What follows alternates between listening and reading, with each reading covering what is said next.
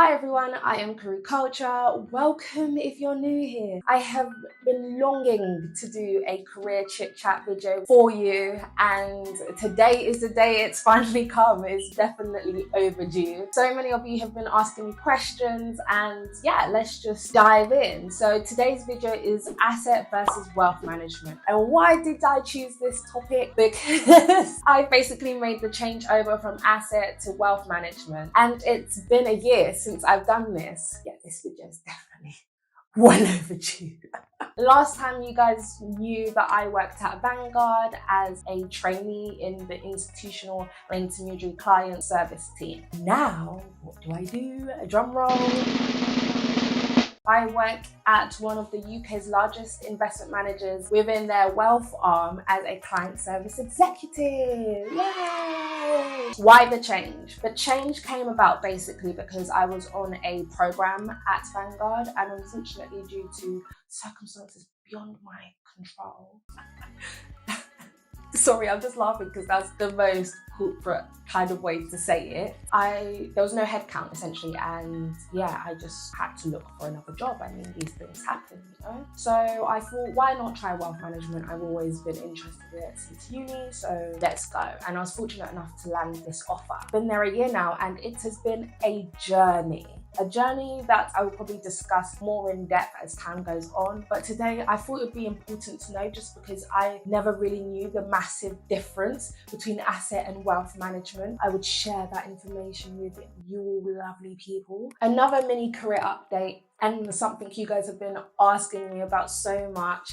I'm sorry I haven't said anything. I kind of just left it hanging in the air. I successfully passed my first IMC exam, so that's the boring one about like rules and regulations. I mean, it's very important stuff, don't get me wrong, but it's nothing to write home about. So I passed that first time like last year whilst I was still at Vanguard, and I haven't taken my second exam yet just because I've been trying to really get settled into my role and get to grips with like my day-to-day. So my plan is at some point later on this year, I will take that exam and I'll let you guys know how it goes. So let's get into asset versus wealth management. Round one.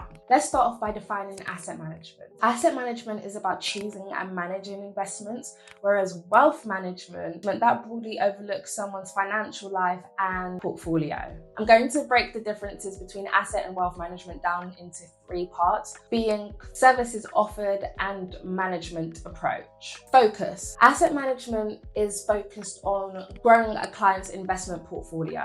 This is to make sure assets generate a return whilst minimizing losses by considering the client's goals and risk tolerance. However, wealth management is much broader. There is definitely more of what I would call a holistic approach when it comes to managing the finances of individuals.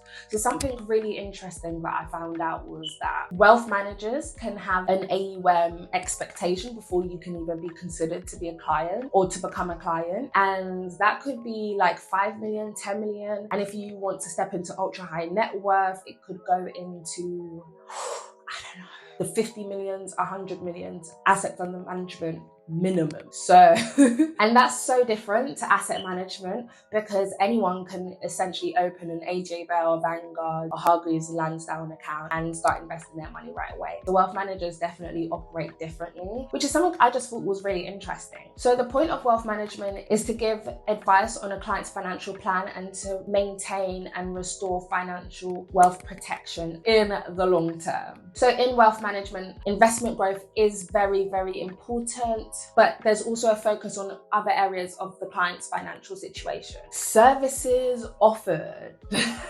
Asset managers generally provide investment advice such as risk return analysis, new opportunities, asset allocation, and other portfolio management services, and handling the day-to-day management, for example, opening accounts. Wealth managers provide broader services. So what does that look like? That could include financial tax, estate planning, succession planning, legacy planning, insurance, philanthropic contribution. All of these things can fall under a wealth manager's remit. Now, for management approach. Asset and wealth managers have a different way of approaching management. What? So asset managers are definitely more specific and technical when it comes to managing a client's portfolio. They use their expertise to determine the right investment strategy and mix of assets for their clients. clients. Whereas with wealth management, there's definitely a more comprehensive and driven process. So this integrates a whole plethora of people. So lawyers, financial experts, accountants, to maintain and grow the wealth of their clients. And now from a more personal perspective, just because I've done some time in both, I would say the differences that I've seen is that wealth management is